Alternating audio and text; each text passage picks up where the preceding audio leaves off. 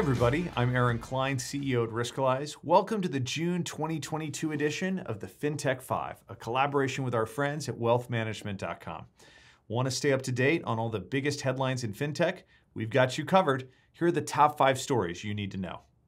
Our first story today is all about celebrating innovation in wealth management. That's right, we're talking about the recently announced 2022 nominees for the Wealthies, wealthmanagement.com's annual awards that recognize the leaders and organizations making waves in fintech. This year, 225 different organizations were selected as finalists, including 92 firms recognized for outstanding achievement across multiple categories. Leading the way with the most nominations was Orion, Carson Group, Tiffin, and my personal unbiased favorite, Riskalyze. What a great opportunity to celebrate and recognize great innovation in our space. The winners will be announced at the awards ceremony on September 8th in New York City. Next up on the list is a big announcement from our friends at Investnet. The tech firm will be streamlining their organization in the coming months, with President and former Tamarack CEO Stuart DePina stepping down.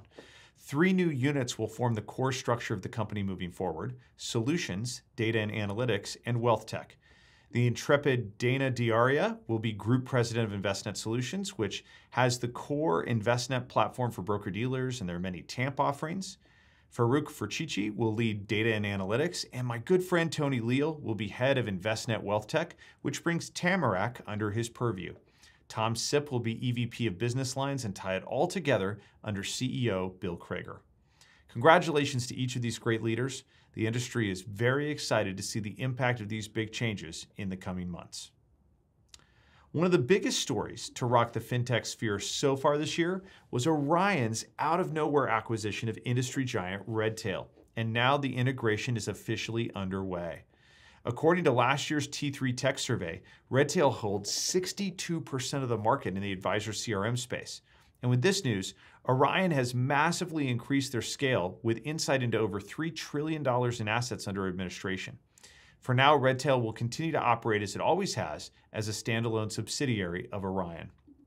Speaking of Orion, Dr. Daniel Crosby, Orion's Chief Behavioral Officer, has always been a Twitter sensation to us, and now the world has caught on to the industry's best-kept secret. On June 8th, he tweeted about his love for Diet Coke, which went viral and garnered over 500,000 likes and a shout-out from Elon Musk.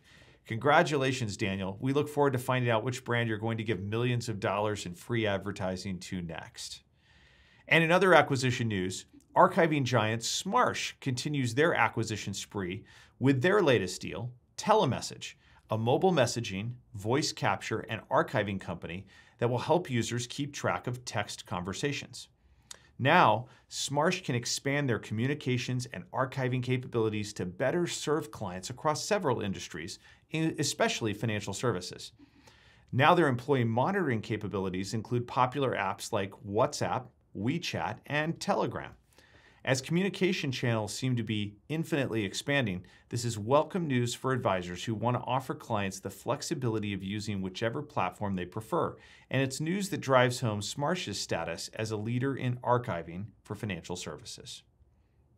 Lastly, we've got the latest from Lumient, an Australia-based advice and client engagement platform that's just over 1 year old. Founded in February of 2021, they've recently announced their plans to enter the US market.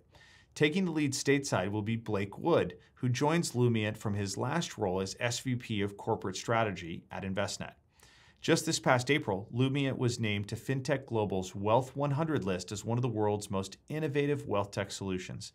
It'll be very interesting to see what this fresh, client-centric company will bring to the States and how it will shape the FinServ community's approach to building strong client relationships. There you have it. Those are the 5 big stories in advisor fintech right now.